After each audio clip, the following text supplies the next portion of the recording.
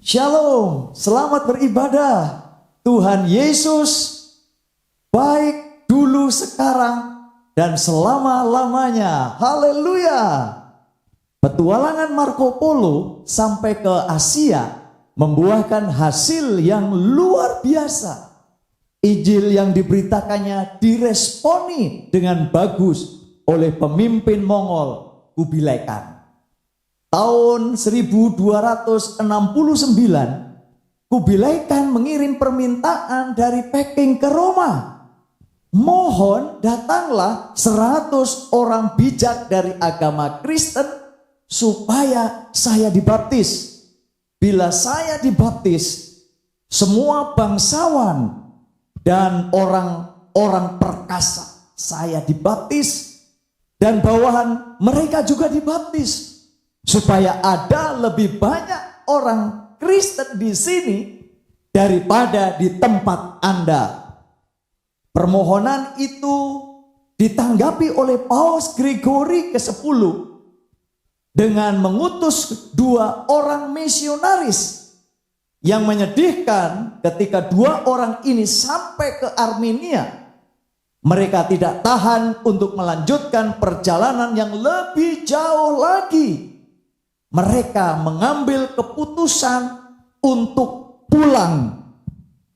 Lenyaplah kesempatan terbesar untuk menghadirkan Kristus bagi Mongol dan juga Cina, yang pada waktu itu Mongol sedang menguasai Cina. Tuhan sudah menciptakan kesempatan yang luar biasa, namun disia-siakan begitu saja. Kesempatan tidak datang 2 kali. Hingga hari ini kita tahu bahwa kekristenan tidak begitu populer di negara terbesar di Asia itu. Berbicara tentang kesempatan, sebenarnya kita tahu bahwa Tuhan selalu memberi kesempatan demi kesempatan kepada kita. Permasalahannya, apakah kita bisa menggunakan kesempatan itu dengan baik? Atau sebaliknya, kita menyia-nyiakan kesempatan begitu saja. Khotbah kita, tema kita hari ini, jangan sia-siakan kesempatan Tuhan. Kita membaca di dalam Kisah Rasul pasal yang pertama ayat 17 sampai ayat yang ke-18. Dahulu ia termasuk bilangan kami dan mengambil bagian di dalam pelayanan ini. Yudas ini telah membeli sebidang tanah dengan upah kejahatannya. Lalu ia jatuh tertelungkup dan perutnya terbelah, sehingga semua isi perutnya tertumpah keluar. Kita mau belajar dari murid Tuhan yang bernama Yudas. Kalau kita perhatikan Yudas, dia berasal dari Keriot di sebelah selatan Yudea, sementara sebagian murid-murid berasal dari Galilea. Pada masa itu, Yudea memiliki kebanggaan tersendiri. Yudea sebuah kota yang cukup maju. Artinya, Yudas punya kesempatan yang lebih dari murid-murid yang lain yang dari Galilea, yang dalam notabene yaitu desa. Saudara perhatikan di dalam Lukas pasal 6 ayat 12 sampai ayat yang ke-16, Yesus Kristus sendiri memilih Yudas setelah melalui doa sepanjang malam. Artinya Yudas dipilih Tuhan, pilihan dari Tuhan Yesus tidak akan mungkin salah. Bukan itu saja, Yudas dipercaya untuk memegang uang, dihormati orang-orang, bahkan murid-murid yang lain pun menghormatinya. Sebagai murid yang pertama dari tangan yang pertama, Yudas memiliki kesempatan yang luar biasa. Dia mendengar sendiri firman Tuhan dari Yesus, dan ia melihat bahkan mengambil bagian dari mujizat-mujizat yang Yesus lakukan. Namun kita perhatikan Yudas mengawali dengan baik, tapi akhirnya dengan kepahitan. Apakah Tuhan membedakan murid satu dengan yang lainnya? Apakah Tuhan membedakan Yudas dengan Petrus, Yudas dengan Yohanes? Kalau kita perhatikan, Petrus pun pernah mengalami pengalaman yang sama yang dialami oleh Yudas. 3 kali Petrus menyangkal Tuhan. Tetapi toh Tuhan mengasihi Petrus. Dia datangi di danau dan kemudian dia bertanya kepada Petrus, apakah engkau mengasihi aku, Petrus? Petrus menjawab, Tuhan, bukankah aku mengasihi engkau? Dan perkataan itu Yesus kembali lagi, Petrus, apakah engkau mengasihi aku? Dan yang ketiga kali Petrus menangis dan menyesal apa yang dia sudah lakukan, perbuat buat Tuhan Yesus. Tetapi penyesalan bukan penyesalan. Petrus mengambil kesempatan yang Tuhan sudah berikan buat dia. Kisah Rasul pasal 2 membuktikan ketika roh Tuhan turun atas Petrus, Petrus bangkit berdiri dan kemudian dia berkhotbah dan 3.000 jiwa bagi kemuliaan nama Tuhan.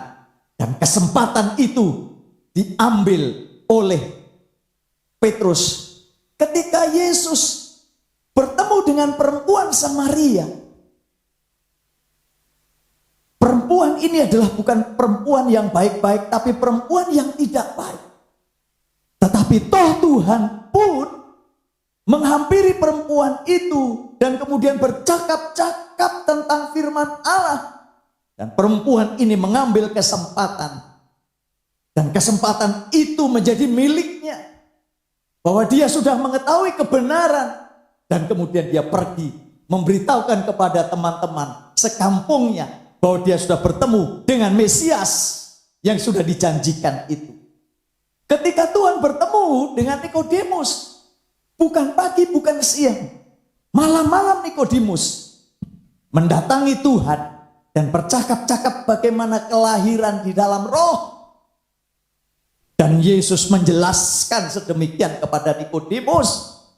Dan Nikodemus mengambil kesempatan yang terbaik itu, mau menerima perkataan-perkataan dari Yesus. Dan dia pergi dengan damai sejahtera. Tetapi mengapa Yudas menyia-nyiakan kesempatan itu? Yang pertama kita belajar hati yang kecewa. Yudas mengikuti Yesus dengan ambisi yang tersembunyi. Saat dia melihat Yesus dapat mendemonstrasikan kuasanya yang luar biasa, pengikutnya semakin bertambah, makin terkenal. Bahkan pengikutnya ingin menjadikan dia menjadi raja. Yudas diam-diam mendambakan kedudukan itu. Kalau Yesus nanti menjadi raja, dia pasti punya kedudukan yang luar biasa.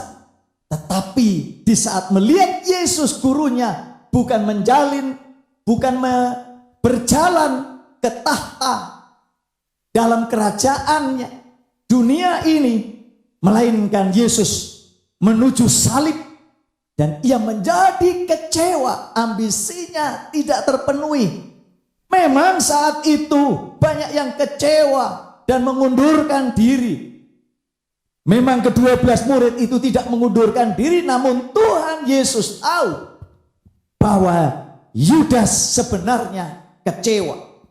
Di dalam Yohanes pasal 6 ayat 66 sampai 67 tertulis, mulai dari waktu itu banyak murid-muridnya mengundurkan diri dan tidak lagi mengikuti dia. Maka kata Yesus kepada ke-12 muridnya, apakah kamu tidak mau pergi juga? Lewat perkataan ini Yesus seolah-olah memberikan kesempatan, membuka peluang buat murid-muridnya untuk meninggalkannya. Dan Yudas menyimpan kekecewaan itu kepada Yesus. Dia mengizinkan kekecewaan, ketidakpuasan itu tinggal di dalam hatinya. Sehingga berkembang menjadi di dalam hatinya satu kebencian yang luar biasa. Dan Yudas tidak mengasihi Yesus lagi. Hati-hati dengan kekecewaan yang terus terpendam di dalam kehidupan kita. Bisa berkembang menjadi satu kebencian yang luar biasa di dalam Yesus Kristus. Kalau hari ini saudaraku sedang menghadapi pergumulan-pergumulan dan saudara mengalami kekecewaan demi kekecewaan, ingat, jangan sampai tinggal di dalam hati. Izinkan firman Tuhan, Roh Kudus menjamah hatimu. Saya percaya Tuhan akan menghampirimu dan memulihkan hatimu. Saudaraku, perhatikan, walaupun demikian Tuhan sangat mengasihi Yudas sampai akhirnya dia membasuh kaki Yudas. Bahkan Yudas yang pertama yang diberi roti perjamuan di Taman Getsemani, Yesus masih menyapanya. Yudas, hai teman, mengasihi Yudas sampai akhir. Tapi Yudas hatinya sudah tidak tersentuh. Hatinya menjadi tumpul karena perkataan-perkataan Tuhan, perkataan firman Allah, tidak perkataan daripada Yesus tidak pernah didengarkan. Oleh sebab itu, saudaraku yang dikasihi Tuhan, Efesus 4 ayat 31 sampai 32, itulah sebabnya nasihat firman Tuhan, segala kepahitan, kegeraman, kemarahan, pertikaian dan fitnah hendaklah dibuang dari antara kamu, demikian pula segala kejahatan. Tetapi hendaklah kamu ramah seorang terhadap yang lain, penuh kasih mesra dan saling mengampuni, sebagaimana Allah di dalam Kristus telah mengampuni kamu. Buka hatimu, biar Roh Kudus menjamah engkau, membuang segala kekecewaan, membuang segala kebencian itu, supaya Yesus bersama-sama di dalam hidupmu. Mengapa Yudas menyia-nyiakan kesempatan itu? Karena Yudas hatinya memiliki hati yang tidak jujur. Perhatikan itu, Yudas membeli sebidang tanah dari upah kejahatannya, dari apa yang dipercayakan oleh Tuhan. Yudas malah justru berbuat sesuatu yang tidak jujur di hadapan Tuhan. Di dalam Lukas 16 ayat 11, jadi jikalau kamu tidak jujur, tidak setia dalam hal mamon, dan yang tidak jujur, siapakah yang akan mempercayakan kepadamu harta yang sesungguhnya? Harta yang sesungguhnya adalah, dalam kata yang lain dikatakan, itu kebenaran. Jikalau kita tidak jujur, kita tidak setia dalam hal mamon, harta, maka kita tidak memiliki kebenaran itu. Jadi kalau seseorang sudah terikat, hatinya melekat dalam kekayaan, kita sudah dibutakan seperti Yudas, hatinya sudah dikeraskan oleh Tuhan. Karena apa? Yudas mencintai hartanya, mencintai kekayaannya. Inilah yang Rasul Paulus katakan, orang-orang yang tidak percaya, yang pikirannya telah dibutakan oleh ilham zaman ini, sehingga mereka tidak melihat cahaya Injil tentang kemuliaan Kristus yang adalah gambaran Allah itu sendiri. Rupanya ini hati Yudas, kebiasaan dari Yudas untuk tidak jujur. Yudas, perhatikan itu, tidak jujur. Ketika kita tidak jujur, maka kebenaran itu tidak ada di dalam hidup kita. Yang ketiga, Yudas memilih mengeraskan hatinya. Yudas mengkhianati atas keinginannya, bukan karena keinginan orang lain, apalagi keinginan Tuhan. Di dalam Yohanes 13 ayat 27, dan sesudah Yudas menerima roti itu, ia kerasukan iblis. Maka Yesus berkata kepadanya, apa yang hendak kau perbuat, perbuatlah dengan segera. Tidak mungkin iblis diizinkan oleh Tuhan masuk ke dalam diri Yudas tanpa alasan-alasan sebelumnya. Memang Yudas sudah terbiasa, habitatnya, kebiasaannya, lingkungannya, hidupnya sehari-hari bermain-main dengan ketidakjujuran, sehingga iblis itu masuk di dalam hidupnya. langkah-langkah yang panjang yang Yudas lakukan itu dan membuat keputusan yang salah, kesempatan yang harusnya dia ambil tidak diambil karena dia sudah bermain-main dalam ketidakjujuran dan dia sudah mengeraskan hatinya. Dia memilih untuk mengeraskan hatinya. Orang yang mengeraskan hati berarti menyia-nyiakan kesempatan kasih Allah. Kalau hari ini saudara menyia-nyiakan kesempatan kasih Allah, menyia-nyiakan hidup ini kepada Tuhan, mengeraskan hati, berarti kita sudah menyia-nyiakan kasih karunia Allah. Saudaraku, jika Anda diberkati secara finansial dengan luar biasa, percayalah itu bukan sebuah kebetulan. Allah sedang memberi kesempatan kepada Anda untuk berbuat sesuatu lewat hidup, lewat hartamu untuk orang lain, bagi kemuliaan dan kebesaran nama Tuhan.